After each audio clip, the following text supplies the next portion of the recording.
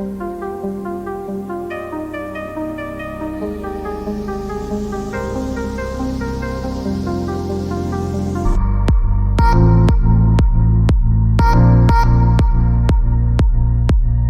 speaker today, Moniola, she would give us what it feels like because she's in the school and she knows more about it and she has gone through the experience. So Moniola, you have the stage. Hi, everyone. Thank you so much for that introduction, Naomi. I'm super excited to be with you all today and to share a bit about my experience, how I navigated the situation. And so, like Naomi said, my name is Moniela Odunsi. I am a current college freshman at Harvard College in Cambridge, Massachusetts, one of the Ivy Leagues that was listed previously. And first, I'll just share a couple or a few key values that were really important to me when I was started navigating this process. And then, if anyone has any questions, I can definitely answer those as well. So, the first thing that I would say is that persistence within this process and as you navigate this college process is really important. So, I started preparing for my college application process in the middle of my second year of high school or second year of secondary school when COVID-19 hit and happening around me. There was a lot of chaos and confusion. And I'm sure even in your own lives, there may be something unexpected you are trying to navigate this process. But I just really had to keep in mind and acknowledge the goals that I wanted to sort of achieve. And so keeping those in hindsight, and keeping those sort of in my always in my mind definitely helped me to continue to be persistent and determined. I think along with this, I this sort of showed itself most in ensuring that my grades were consistently good throughout high school, that my extracurriculars were on par, and that I was continuously just putting effort into my extracurriculars for my entrance exam, which was the ACT. And then another thing that I thought was or learned was really important was the importance of rest. I feel like a lot of the time we as students, we tend to study a lot, and that's really good, and you should study. At the same time, you don't want to experience burnout. And so, burnout, I don't know if everyone knows what burnout is, but burnout is basically when you work so hard that at a certain point you start experiencing certain returns. And so you keep on working, but you don't experience the results that you may have experienced if you rested. And so resting throughout this process is really important as you produce your best work when you're well rested. And so those are some things that are really important to me. Another thing that was really important was just having will and there are a lot of moments in which I doubted myself, and the most apparent one was when I took my ACT, my entrance exam for college, and I actually took this test 3 times. And someone just described the ACT previously, but it's a very long exam, and I studied a lot, like very many months, very several months for this exam. And so the first time that I did it, I didn't want to have to do it again, but I ended up getting a score that I didn't want and believed that I didn't really get the score that I believed I needed to get into the school that I desired. And so I did it a second time, hoping that I would get the score that I wanted the second time. I studied really hard, and again, I didn't end up getting the same score. I ended up getting the same score that I had the prior time, so the score that I didn't want. And in this case, I definitely wanted to give up. I ended up not studying for the exam for like 3 or 4 months, just put it down because I was, again, really burnt out. I hadn't really taken the proper rest that I needed. And so that definitely affected me mentally and emotionally. But after just a lot of conversations and prayer and just really just working hard, but and after rest, I ended up doing it one more time and just having that will to will myself through it. And I ended up getting the score that I wanted and believed would make me a competitive applicant and submitted this score to my school.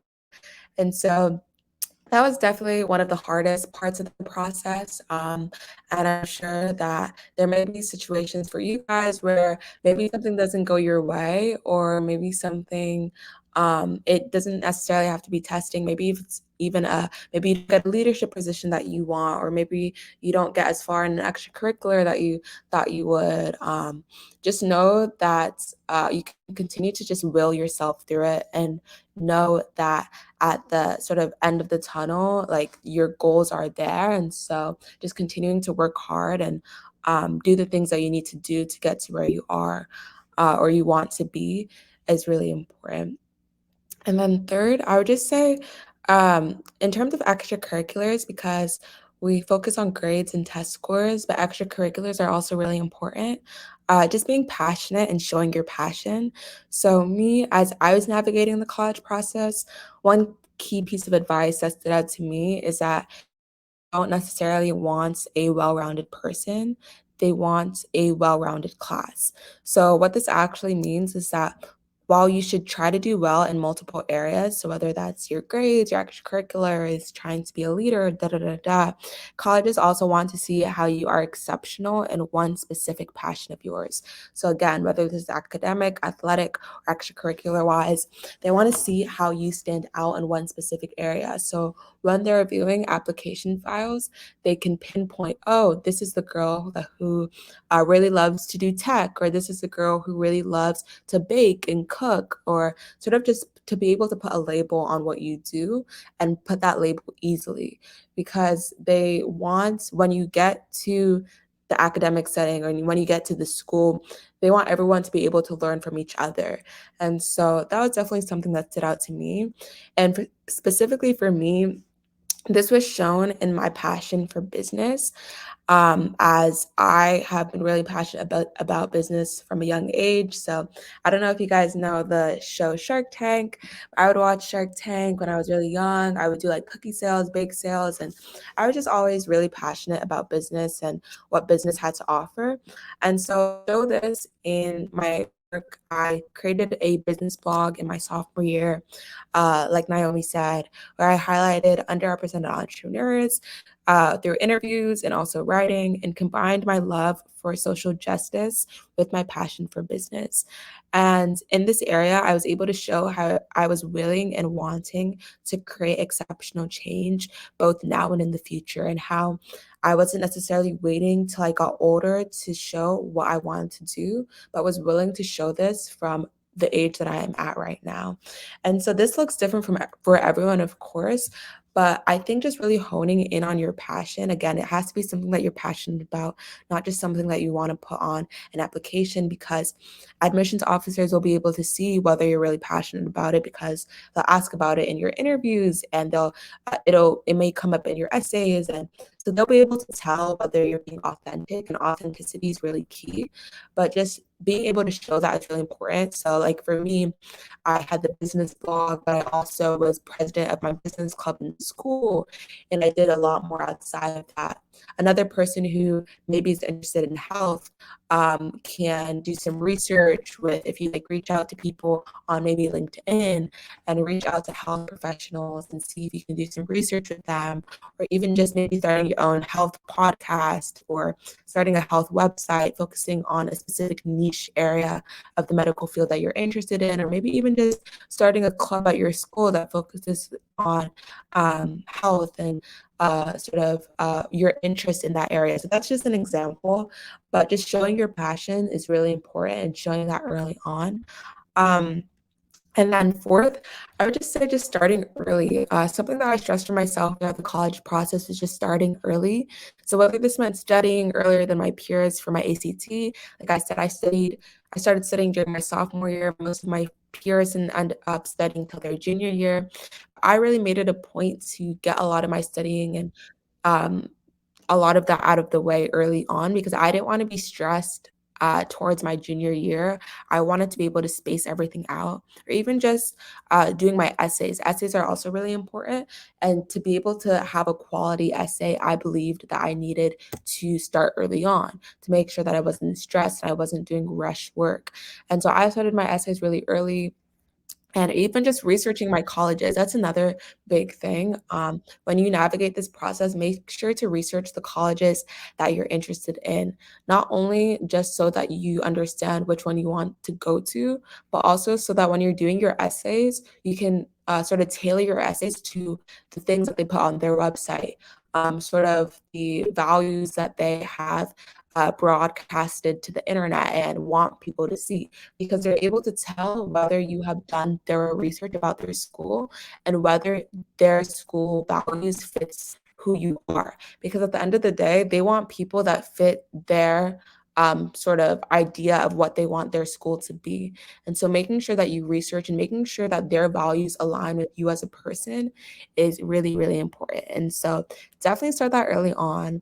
And then lastly, I would just say don't be afraid to ask for help.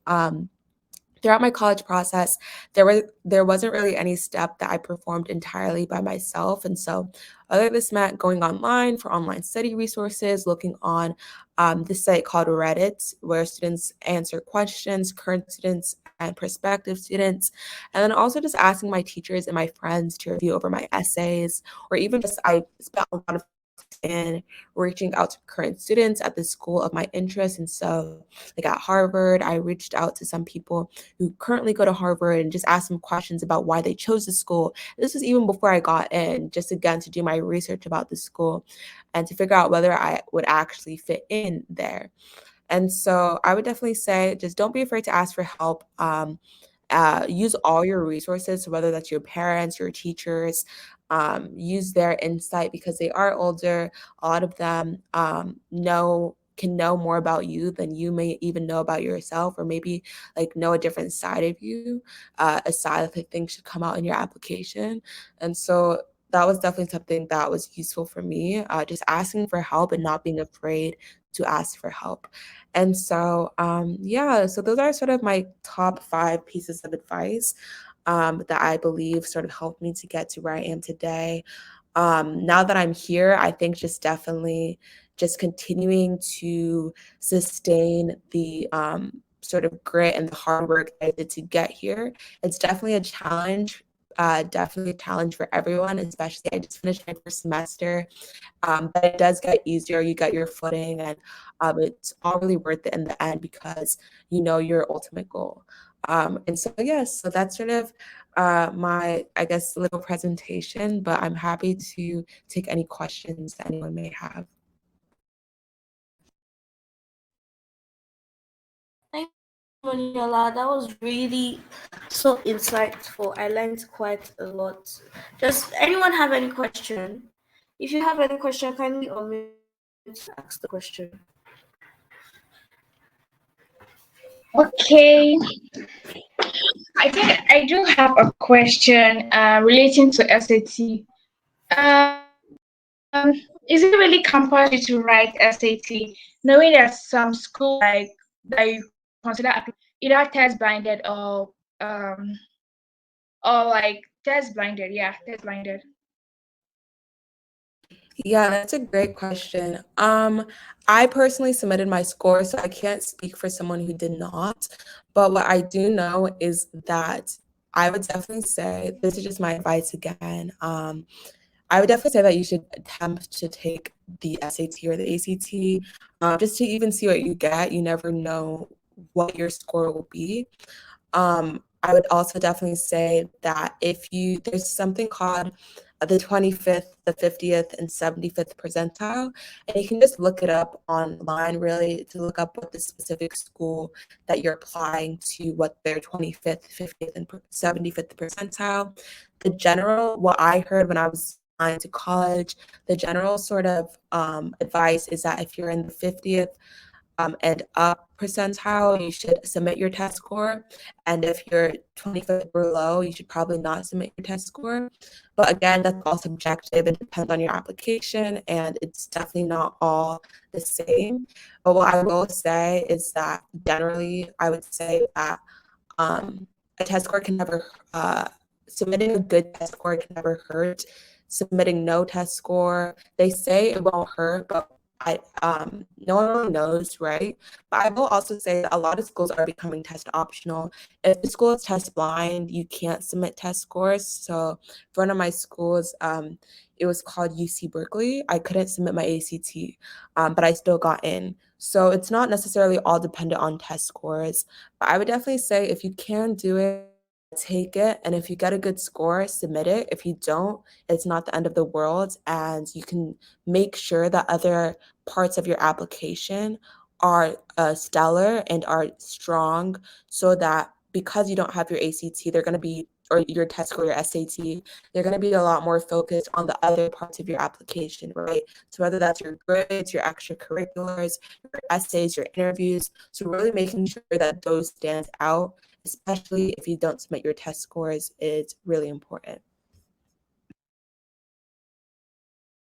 Thank you, Moniola.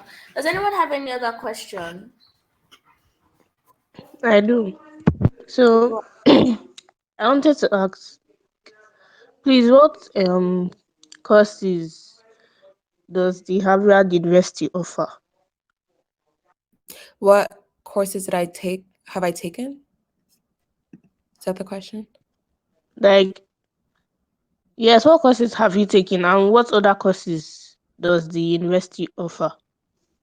So I am an economics major. So last semester I took, and I also want to see if I could take computer science. So I took a computer science class. I took a math class as a requirement. I took a something called a freshman seminar, and that was just sort of a general a general sort of overview of like something that I was interested in. It wasn't a core class or anything. And then I'm taking Chinese as my language. They offer a lot of courses that you're interested in. It's all available on the site, but it's all sort of based on majors. So they have government classes, they have arts classes, they have math classes, they have computer science classes, they have philosophy classes, sociology classes. They have a lot of different classes. I'm sure my school has like a lot of classes for a lot of different things. And I'm sure a lot of schools are like that, just sort of finding what so my school is really good for economics and that's what my major is. And so when I was choosing my schools, I really wanted to focus on what school is the best for my major because that's really important when you're thinking about professors and the type of research that you can do, even when looking for jobs. So when I was choosing my school, a lot of schools or have the same type of classes, but it really is just where the strongest program is a lot of the time, where the strongest professors are. And so that was really important to me. But they have a variety of classes for different subjects. And then I see a question, what is your opinion on Nigerian high school um, I don't really know much about the Nigerian high school transcript per se, because I'm in the US, but I don't know if there's a specific question about that. Maybe there can be some context.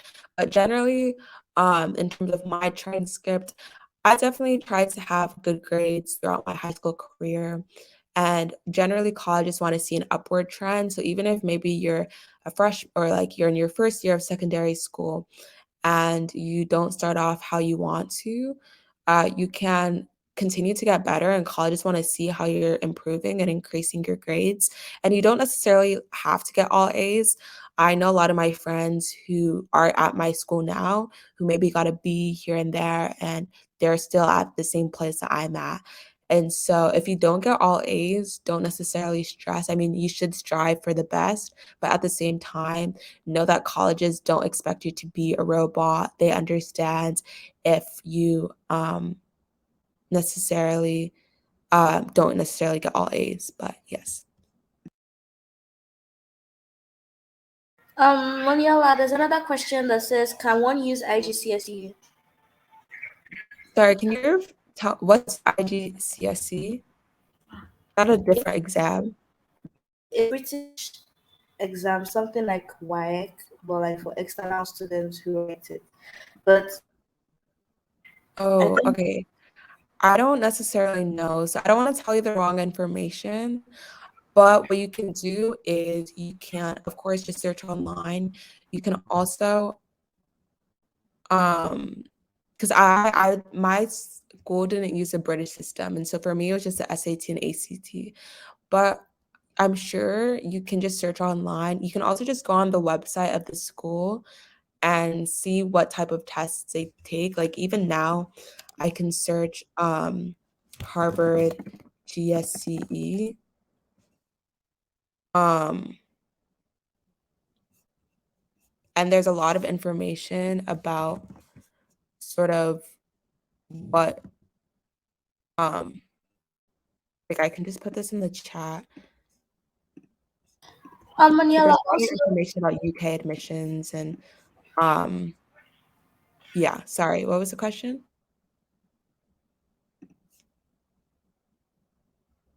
Yeah, so I just used my ACT. I didn't take the SAT, I took the ACT, but it's the same test basically, and my high school transcript. Exactly.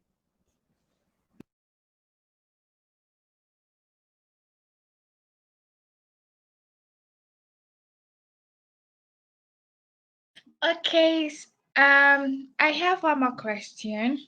Okay, so what if in a situation where you're not able maybe to complete your high school, let's say 12th grade, is it going to affect your transcripts? Maybe you just start at 11th grade. Is it important for you to like make sure you complete your 12th grade before you be able to before they consider your admission? Yeah.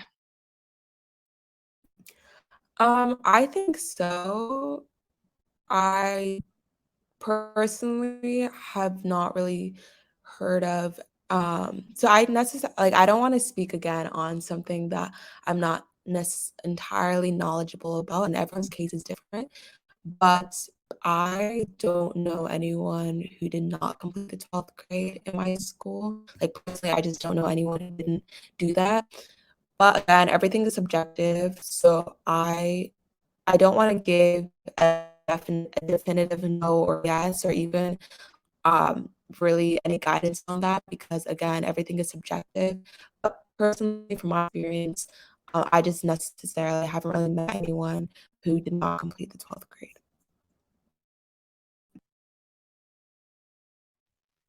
Please, I have a question. So, so is there any way, like Harvard, do they offer scholarships, whether full or half? Yes, they do offer scholarships. They have, especially, so scholarships are need based, so they're not based on merit.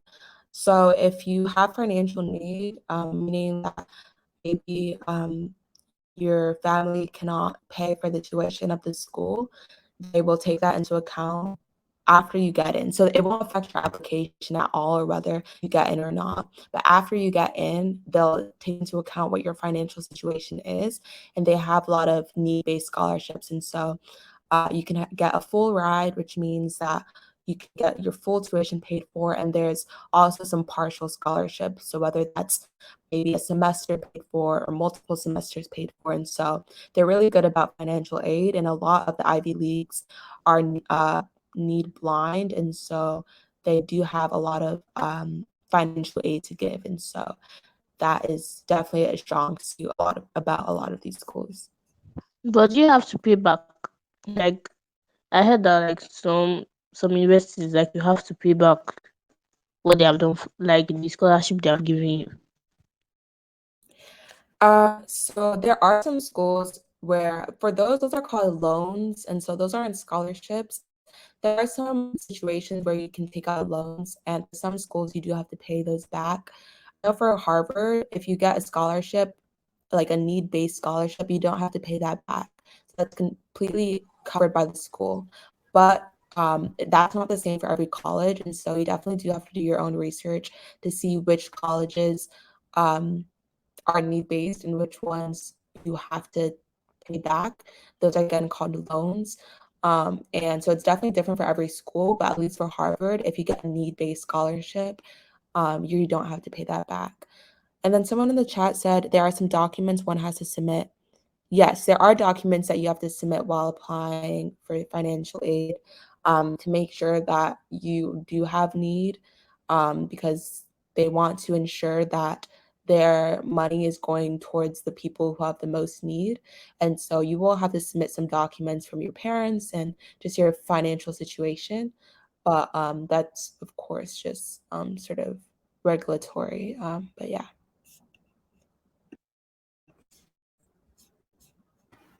Does anyone have any other question? Okay, so if no one has a okay, someone asked, what is the necessary high school GPA one should have? I wouldn't say again that there's one specific GPA. Like I said earlier, that everyone's grades are different. Like I know people who didn't get all A's. I had a 4.0, but that's not necessarily a necessity. I would say that for each school it's different again. And they have statistics on their websites that show what GPA people usually have that get into their schools. But and I know for even like a range, I can't necessarily say a range because again, it's different for each school. So if you want to say like a specific school, and I can like search up what their range is, but there isn't really a general range for every school. It's different for every school because it's very subjective. Um, but as the more selective the school is, the higher you want your GPA to be. However, I would say that GPA is not the only thing that matters. I know a lot of my peers who had 4.0s like me, but didn't get into the same schools. And that's because they don't only care about grades, right? They care about your extracurriculars, they care about your essays, and they care about other things. And so keeping that in mind is really important. Also, I'm gonna have to leave at 1, but I'll answer, or like in 2 minutes or so, but I'll answer a couple more questions. How do you improve your extracurricular activities if going? That's a great question. I am not in the field of health. So I'm sorry that I'm saying a lot of like but I don't want to give answers that are not helpful or not correct. I would just say that maybe just starting a health club at your school. You can also reach out to what my friend did is she's going into health. She reached out to like people around like local hospitals around her area and asked if she could work there. I don't know if that's necessarily the same in your communities, whether you can do that, but just seeing if you can work for or work under, whether it's just like a health assistant, even just managing the desk, maybe at a doctor's office or at a local hospital, that shows that you're interested in it. Or if you can't necessarily do that hands-on work, starting like a vlog like me could be helpful. What are some disparities in health that are interesting to you?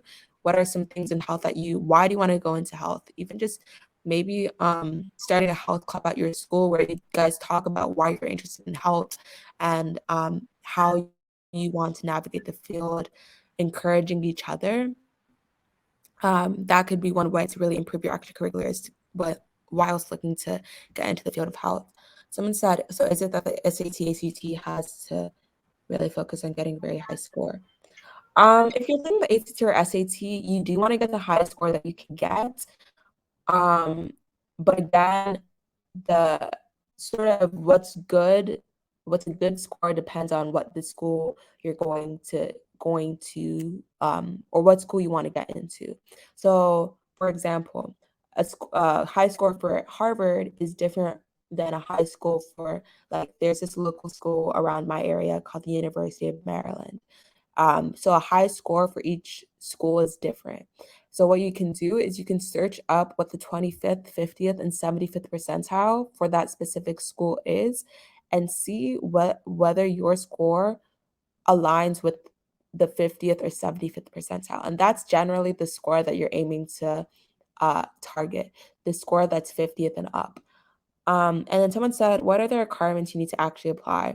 So again, this is different for every school, but generally you need recommendations. I had 2 letters of recommendations from my teachers. You need essays, and each school has a different amount of essays. You need your transcript, which is just from your high school, and then